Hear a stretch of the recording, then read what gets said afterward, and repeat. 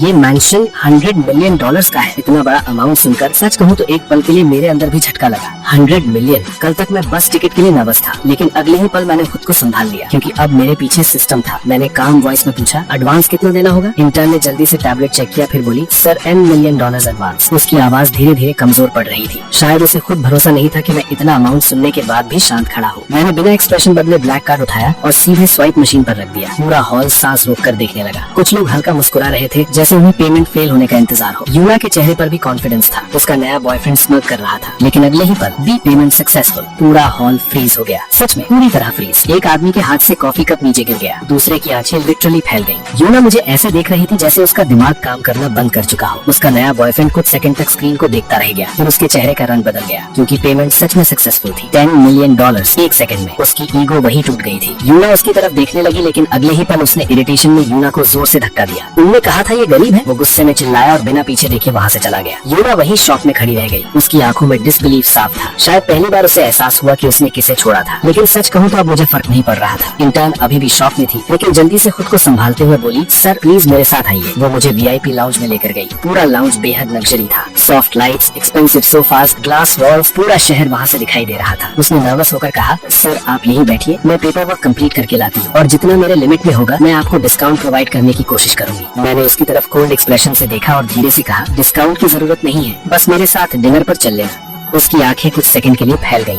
उसके गाल हल्के लाल हो गए। वो क्लियरली नर्वस हो गई थी। सर वो कुछ बोल नहीं पाई, फिर जल्दी से बोली, मैं पेपर वर्क कंप्लीट करके आती हूँ, और जल्दी से वहाँ से चली गई। सच कहूँ जो मैंने अभी कहा था, मुझे खुद अपने ऊपर यकीन नहीं हो रहा था, लेकिन शायद पैसा सच में इंसान को बदल देता है। कल तक मैं लोगों से आंख मिलाकर बात नहीं कर पाता था, और आज मैं सिटी की लग्जरी रियल एस्टेट कंपनी की इंटर्न को डिनर पर पूछ रहा था। अगले करीब 10 मिनट तक मैं वहीं बैठा रहा। VIP लाउंज के बाहर लोग बार बार मेरी तरफ देख रहे थे। कुछ एम्प्लॉइज अब क्लियरली नर्वस थे। तभी अचानक लाउंज का डोर खुला और वहाँ से एक खूबसूरत वुमन अंदर आई। उसने एक्सपेंसिव सूट पहना हुआ था और उसके चेहरे पर प्रोफेशनल स्माइल थी। वो कंपनी की टॉप सेल्स एग्जीक्यूटिव थी। उसने आते ही स्माइल के साथ कहा, सर ये रहे आपके पेपर्स। नई इंटर्न को थोड़ा ज्यादा टाइम लग रहा था, इसलिए मैं खुद ले आई हूँ। मैंने उसकी आंखों में सीधे देखा और इंस्टेंटली समझ गया कि वो उसका कमीशन छीनना चाहती है। मैंने कोल्ड एक्सप्रेशन से कहा, मैं वेट कर लूंगा। उसकी स्माइल हल्की टूट गई, उसकी आंखों में इरिटेशन साफ दिखाई देने लगा। लेकिन शायद मैं उस कंपनी की हिस्ट्री का सबसे बड़ा कस्टमर था, इसलिए वो चाहकर भी कुछ नहीं बोल सकती थी। वो दोबारा कुछ कहने ही वाली थी कि तभी डोर फिर खुला और वो इंटर्न वापस आ गई। उसकी आंखों में दुख साफ दिखाई दे रहा था। शायद उसे पता चल गया था कि उसकी सीनियर उसका पूरा कमीशन लेना चाहती है, क्योंकि इतना बड़ा सेल शायद उसकी पूरी जिंदगी बदल सकता था। मैंने उसकी तरफ देखा और हल्का मुस्कुराकर पूछा, पेपर वर्क हो गया? उसकी आंखों में इंस्टेंटली चमक आ गई।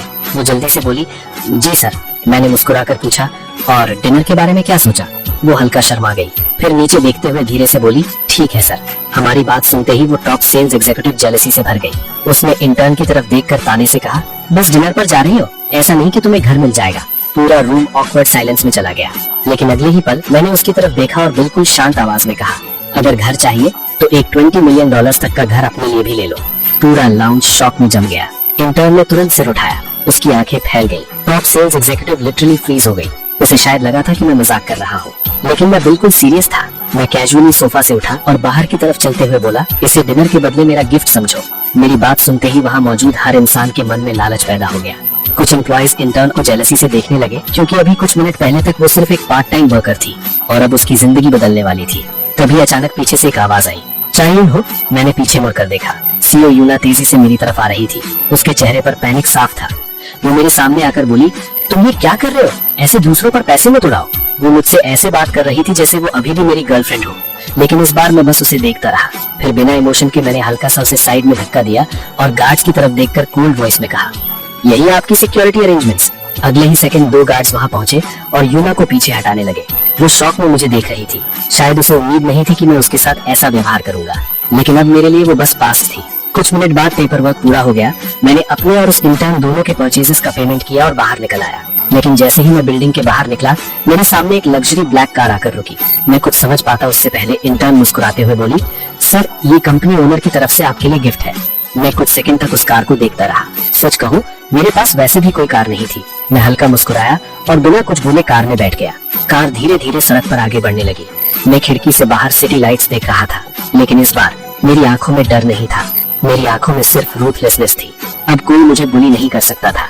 अब ये दुनिया बदल चुकी थी और सच कहूँ, अब मेरे लिए ये लोग बस खेलने की चीजें थे। उस रात के बाद मेरी जिंदगी पूरी तरह बदल गई। नहीं, सिर्फ बदली नहीं थी, ऐसा लग रहा था जैसे पुराना चाओ न्यूक उसी टूटी हुई झोपड़ी में मर चुका हो और उसकी जगह कोई नया इंसान पैदा हुआ हो। अब हर सुबह मेरी आंख किसी लग्जरी पेंट हाउस में खुलती थी। अब मुझे ये नहीं सोचना पड़ता था कि अगले दिन का खाना कहाँ से आएगा। अब मुझे बस टिकट खरीदने से पहले 10 बार नहीं सोचना पड़ता था। अब लोग मुझे देखकर हंसते नहीं थे, झुकते थे। और सच कहूँ, ये फीलिंग मुझे पसंद आने लगी थी। धीरे धीरे सिस्टम मेरी जिंदगी का हिस्सा बनता जा रहा था। हर सुबह मेरे सामने पर्पल स्क्रीन खुलती, stock reports, global shares, hidden profits, confidential deals, सब कुछ ऑटोमेटिकली मेरे सामने आ जाता। शुरू में मुझे कुछ समझ नहीं आता था, लेकिन धीरे धीरे मैं सीखने लगा। सिस्टम सिर्फ पैसा नहीं दे रहा था, पावर दे रहा था। ऐसी पावर जो आम इंसान इमेजिन भी नहीं कर सकता था। कुछ महीनों के अंदर मैंने सिटी में डजन्स कंपनीज खरीद ली, पहले सीक्रेटली फिर ओपनली। कई लोग सोचते थे कि शायद कोई ओल्ड बिलियनियर फैमिली वापस आई है। कुछ लोग कहते थे कि मैं किसी रॉयल ब्लड लाइन से हूँ। कुछ मुझे जीनियस बिजनेसमैन बोलते थे, लेकिन किसी को सच्चाई नहीं पता थी। सच्चाई सिर्फ मुझे पता थी, और वो ये थी कि मेरे पीछे इनफिनाइट सिस्टम खड़ा था। एक ऐसा सिस्टम जो प्रैक्टिकली दुनिया की इकोनॉमी को कंट्रोल कर सकता था। लेकिन सच कहूँ, पैसा मेरी जिंदगी का सबसे बड़ा बदलाव नहीं था। सबसे बड़ा बदलाव था मेरा दिल। वो धीरे धीरे ठंडा होता जा रहा था। अब मैं लोगों की फीलिंग्स देखकर रिएक्ट नहीं करता था। अब मुझे इंसल्ट याद आती थी और उसके साथ रिवेंज लेने की इच्छा। अब जब कोई गरीब इंसान सड़क पर दिखाई देता तो मुझे अपना पुराना वर्जन दिखता, और जब कोई रिच आदमी घमंड करता तो मुझे अपने पुराने बुलीज याद आते। और फिर मैंने शुरू किया अपना खेल, धीरे धीरे शांत तरीके से। सबसे पहले मैंने उन लोगों को रिवॉर्ड देना शुरू किया जिन्होंने मेरे वर्स्ट टाइम में मेरा साथ दिया था। स्कूल का बूढ़ा गार्ड जिसने कई बार मुझे बिना पैसे टी दी थी, एक सुबह उठकर मिलियनेयर बन चुका था। उसे आज तक नहीं पता चला कि उसके अकाउंट में करोड़ों किसने भेजे। स्कूल की ओल्ड लाइब्रेरियन जिसने सीक्रेटली मुझे एक्स्ट्रा बुक्स दी थी ताकि मैं पढ़ सकूं। कुछ महीनों बाद उसी के नाम पर world class digital library chain शुरू हुई। लोग उसे सम्मान देने लगे। न्यूज चैनल्स इंटरव्यूज लेने लगी, लेकिन वो बूढ़ी औरत आज भी सोचती थी कि शायद भगवान ने उसकी सुन ली। एक बार मेरे ओल्ड नेबरहुड की एक आंटी, जो बचपन में मुझे खाना खिला देती थी क्योंकि उन्हें पता था कि कई बार मैं भूखा रहता हूँ, उनके नाम पर अचानक एक लग्जरी अपार्टमेंट ट्रांसफर हो गया। जब वो रोते हुए नए घर में दाखिल हुई, मैं दूर कैमरा फीड में उन्हें देख रहा था। मेरे चेहरे पर हल्की मुस्कान थी क्योंकि पहली बार मैं डिसाइड कर सकता था कि कौन खुश रहेगा और कौन बर्बाद होगा। और फिर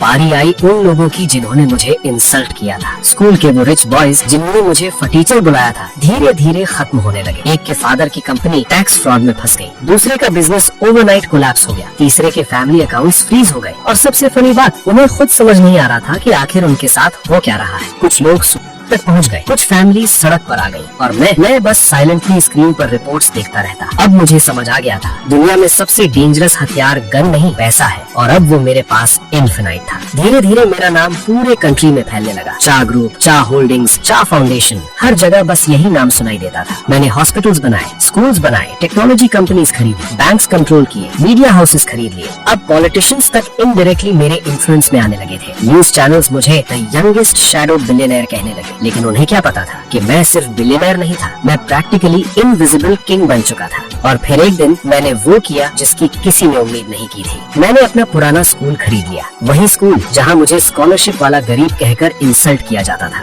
वही स्कूल जहाँ रिच स्टूडेंट्स मुझे देखकर हंसते थे। लेकिन मैंने उसे डिस्ट्रॉय नहीं किया, नहीं, मैंने उसे दुनिया का नंबर 1 स्कूल बना दिया। World class AI labs, international teachers, luxury campus, military level security, सब कुछ। अब वहाँ एडमिशन मिलना प्रैक्टिकली इम्पॉसिबल था। पूरी दुनिया के रिचेस्ट फैमिलीज अपने बच्चों को वहाँ भेजने के लिए फाइट कर रहे थे। और आयरनी देखो, जिस स्कूल को कभी गरीबों का स्कूल कहा जाता था, अब वही दुनिया का सबसे प्रेस्टिजियस एकेडमी बन चुका था। लेकिन सबसे बड़ी बात अभी बाकी थी। वो स्लम जहाँ मेरी झोपड़ी थी अब एग्जिस्ट ही नहीं करता था। मैंने पूरा एरिया खरीद लिया, सारी टूटी झोपड़ियाँ हटवा दी, लेकिन वहाँ कैसीनोज या मॉल्स नहीं बनवाए। नहीं, मैंने वहाँ दुनिया का सबसे एडवांस्ड स्मार्ट सिटी प्रोजेक्ट बनवाया। Free hospitals, schools, luxury apartments, parks, AI transport system, सब कुछ। वो लोग जो कभी गरीबी में जी रहे थे अब हाई क्लास अपार्टमेंट्स में रह रहे थे। पूरी दुनिया उस जगह को मिरेकल सिटी कहने लगी। न्यूज चैनल्स दिन रात उसकी कवरेज करते थे। लेकिन सच कहूँ, मैं ये सब दया की वजह से नहीं कर रहा था। मैं बस दुनिया को दिखाना चाहता था कि चा उन्युक क्या बन चुका है। अब लोग मुझे देखकर डरते थे, बिजनेसमैन मेरी एक मीटिंग के लिए महीनों वेट करते थे, पॉलिटिशियंस मेरे सपोर्ट के लिए लड़ते थे, सेलिब्रिटीज मेरी पार्टीज में आने को ऑनर समझते थे। और हर बार जब कोई मुझे रिस्पेक्ट देता, मेरे दिमाग में वही पुरानी झोपड़ी आ जाती, वही बारिश की रातें, वही इंसल्ट। और तब मेरी आंखें और ठंडी हो जाती। से यूना की जिंदगी मीनवाइल पूरी तरह टूट चुकी थी। उसका नया बॉयफ्रेंड कांग मिंजे ड्रग्स और अल्कोहल में डूब चुका था। उसके फादर की कंपनी बैंक्रप्सी में चली गई थी। उनकी लग्जरी लाइफ खत्म हो चुकी थी। और यूना, जिस लड़की को स्टेटस पर घमंड था, अब वही सोशल मीडिया पर जॉब ढूंढ रही थी। रिच फ्रेंड्स उसे छोड़ चुके थे, लग्जरी लाइफ खत्म हो चुकी थी। लेकिन सबसे पेनफुल चीज ये थी कि उसे हर दिन मेरा नाम सुनना पड़ता था। हर न्यूज चैनल, हर आर्टिकल, हर बिजनेस मैगजीन, बस चा उन्युक। धीरे धीरे वो मेंटली टूटने लगी। और फिर एक दिन वो आखिर मेरे सामने आ ही गई। मैं अपनी टॉलेस्ट बिल्डिंग के टॉप फ्लोर पर खड़ा पूरे शहर को देख रहा था। नीचे सिटी लाइट्स चमक रही थी, पूरा शहर प्रैक्टिकली मेरे कंट्रोल में था। तभी मेरी असिस्टेंट अंदर आई और बोली, सर, से यूना आपसे मिलना चाहती है। कुछ सेकंड तक मैं चुप रहा, फिर हल्का मुस्कुराया। अब असिस्टेंट ने सर झुका लिया। जी सर, वो कह रही है उनसे गलती हो गई थी। मैं कुछ सेकंड सिटी को देखता रहा, फिर कोल्ड वॉइस में बोला, उसे नीचे वेटिंग हॉल में बैठने दो। असिस्टेंट तुरंत चली गई। करीब 1 घंटे तक मैंने उसे जानबूझकर वेट करवाया। फिर आखिर में नीचे गया। जैसे ही यूना ने मुझे देखा, उसकी आंखों में आंसू आ गए। वो पहले जैसी नहीं रही थी। उसके चेहरे से एरोगेंस गायब था।